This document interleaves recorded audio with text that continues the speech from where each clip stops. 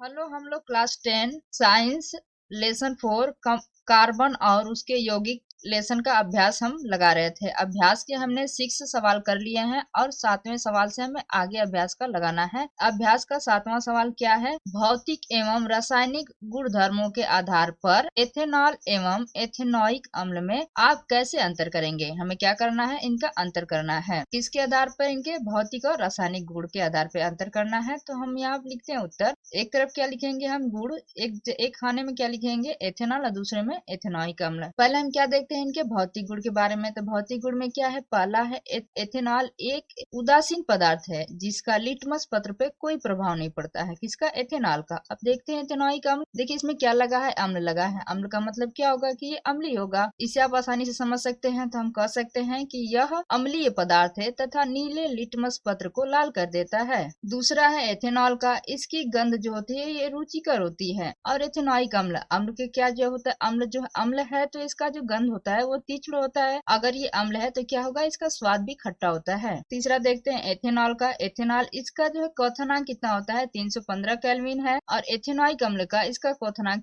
कितना होता है? ये 290 केल्विन है। चौथा है भौतिक गुण में एथेनॉल यह विद्युत का चालन नहीं करता है। और ये एथेनॉइक अम्ल अम्ल में हम पढ़ चुके हैं कि क्या करते हैं? ये विद्युत का चालन करते हैं। इसलिए जो एथेनॉइक अम्ल जो है यह विद्युत का चालन करता है। रासायनिक गुण। रासायनिक गुण किसका? एथेनॉल का देखते हैं पहला। तो पहला क्या है? इसमें सोडियम धातु डालने पर, मतलब एथेनॉल में अगर हम सोडियम धातु डालते हैं तो क्या होता है? हाइड्रोजन गैस जो है ये निकलती है। कैसे निकलती है? ये बुदबुदाहट के साथ निकलती है। अब देखते हैं एथेनॉइक अम्ल में। एथेनॉइक अम्ल में हम अगर सोडियम धातु डालते हैं तो इसमें सोडियम धातु डालने पर हाइड्रोजन गैस बुदबुदाहट के साथ नहीं निकलती। क्या? दूसरा है क्षारीय KMnO4 पोटेशियम परमैंगनेट की उपस्थिति में एथेनॉइक अम्ल बनाता है। ये जो एथेनॉइक अम्ल है ये क्षारीय KMnO4 से अभिक्रिया नहीं करता है। पोटेशियम परमैंगनेट से ये अभिक्रिया नहीं करता है। रासायनिक गुण में तीसरा है एथेनॉल। एथेनॉल इस अभिक्रिया में पोटेशियम परमैंगनेट या KMnO4 का बैंगनी रंग उड़ जाता है। लेकिन एथेनॉइक अम्ल है, एथेनॉइक अम्ल में KMnO4 का रंग नहीं उड़ता है। प्रश्न नंबर 8, जब साबुन को जल में डाला जाता है तो मिश्र का निर्माण क्यों होता है? क्या एथेनॉल जैसे दूसरे विलायकों में भी मिश्र का निर्माण होता है? पहले देखिए क्या दिया है? ये साबुन को जल में डाला जा रहा है। तो उत्तर हम लिखते हैं कि जब साबुन को जल में डाला जाता है तो मिश्र का निर्माण होता है, क्योंकि जो साबुन का जो अणु होता है ये दो भागों से मिलकर बना होता है। पहला भाग जो होता है इनकी एक लंबी हाइड्रोकार्बन की श्रृंखला होती है तथा दूसरा भाग जो होता है वो छोटा होता है।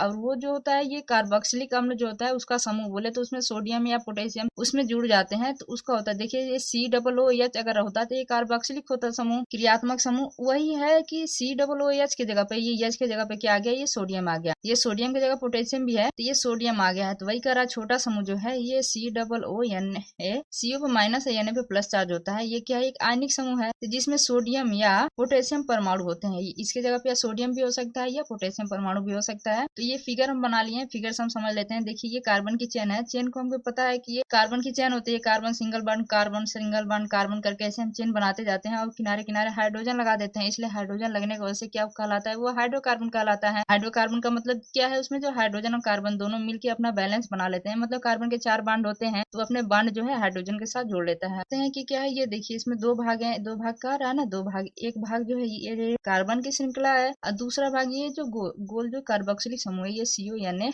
ये सोडियम या पोटेशियम आयन उसमें जुड़ जाते हैं। तो इसे हम कह सकते हैं ये क्या है? ये लंबी हाइड्रोकार्बन श्रृंखला है। दूसरा क्या है? ये आयनिक भाग बोले तो ये कार्बोक्सिलिक समूह बोले तो सोडियम या पोटेशियम परमाणु का ये भाग है। तो जो ये लंबी हाइड्रोजन श्रृंखला होती है ये क्या होती है? जल विरागी। जल विरागी का मतलब क्या है? जल का विरोध करती है। और ये जो आयनिक भाग है तो ये जलरागी। जलरागी मतलब ये जल में घुल जाते हैं। और ये जो होता है ये सिर मतलब ये सिर हो गया, ये दूसरा भाग है। ये पूछ मतलब ये प्रथम भाग है। तो अतः हम कह सकते हैं कि साबुन का अनायनिक भाग जो होता है ये जल का विरोध करता है तथा आयनिक भाग, अनायनिक मतलब आयनिक नहीं है जो, और आयनिक भाग ये क्या होता है? जलरागी होता है। आयनिक भाग जल में विलय हो जाता है। जो हम आयनिक भाग होते हैं ये जल में विलय हो जाते हैं। तो साबुन को जल में विलय करने पर पता चल गया कि क्या है? ये एक साबुन है। तो साबुन को अगर हम जल में विलय करेंगे या जल में घुलेंगे तो क्या करेगा, ये सोडियम वाला जो भाग है, ये आयनिक भाग, ये जल में घुल जाएगा। लेकिन ये क्या होता है, ये लंबी हाइड्रोकार्बन श्रृंखला, ये जल में नहीं घुलता है। लेकिन ये तो साबुन है, ये तो एक दूसरे से ही चिपके रहेंगे। तो ये जल में अगर घुल जा रहा है, इसका मतलब ये कर रहा है ना कि ये जल को पकड़ ले रहा है, और दूसरा भाग जो है ये जल से बाहर है, अभी जल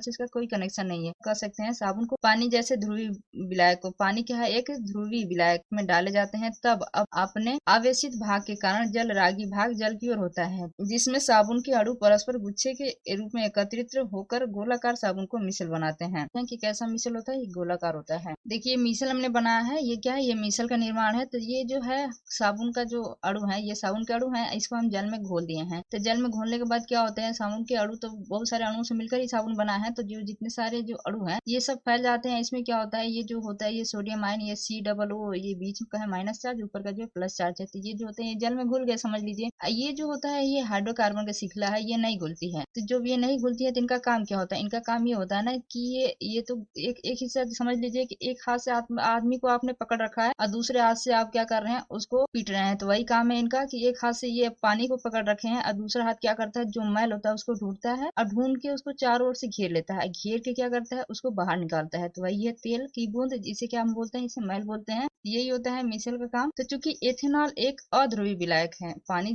जो था वो ध्रुवीय विलायक था, लेकिन क्या होता है ये एथेनॉल होता है या कोई और विलायक जो अध्रुवीय विलायक है, अतः इसमें जो है जलरागी भाग के लिए आकर्षण भी नहीं होता है। तो एथेनॉल में साबुन घोलने पर मिसल नहीं बनता है, तो उसमें कुछ घुलता ही नहीं है, मिसल का कोई समानता है। प्रश्न नंबर 9, कार्बन एवं उसके यौगिकों का उपयोग अधिकतर अनुप्रयोगों में ईंधन के रूप में क्यों किया जाता है। उत्तर हम लिखते हैं कि कार्बन एवं उसके यौगिक का अधिकतर अनुप्रयोगों में ईंधन के रूप में प्रयोग करने के कारण निम्नलिखित हैं। एक पहला कारण क्या है, पहला ये है कि ये धुआं उत्पन्न नहीं करते हैं। क्या करते हैं, ये धुआं उत्पन्न नहीं करते हैं। दूसरा है इन्हें जलाने पर कोई अवशेष नहीं बचता है। तीसरा है इसका ज्वलन ताप मध्यम होता है। चौथा है इसका कैलोरी मान उच्च होता है। पांचवा है ये जलने पर हानिकारक गैस उत्पन्न नहीं करते हैं। प्रश्न नंबर 10, कठोर जल को साबुन में उपचारित करने पर झाग के निर्माण को समझाइए। इसको क्या करना है, हमें समझाना है। तो उत्तर हम लिखते हैं कठोर जल में कैल्शियम और मैग्नीशियम के घुलन लवण होते हैं। हमें पता है जो कठोर जल होते हैं उसमें क्या होता है, कैल्शियम और मैग्नीशियम जो है लवण पाए जाते हैं। किसमें, कठोर जल में। अगर जल में कैल्शियम और मैग्नीशियम के लवण पाए जाए हैं तो उसे क्या हम बस कह सकते हैं, कठोर जल कह सकते हैं। तो जब साबुन से ये लवण क्रिया करते हैं तब अघुलनशील लवण बनाते हैं। तो जो ये कैल्शियम मैग्नीशियम जो होता है ये साबुन से क्रिया करते हैं तो क्या करते हैं, ये अघुलनशील लवण बनाते हैं, जिसे हम क्या कहते हैं, झाग कहते हैं। झाग बोले तो इसको क्या बोलते, स्कम बोलते हैं। तो देखिए यहाँ पे रिएक्शन लिखा गया है, ये कैल्शियम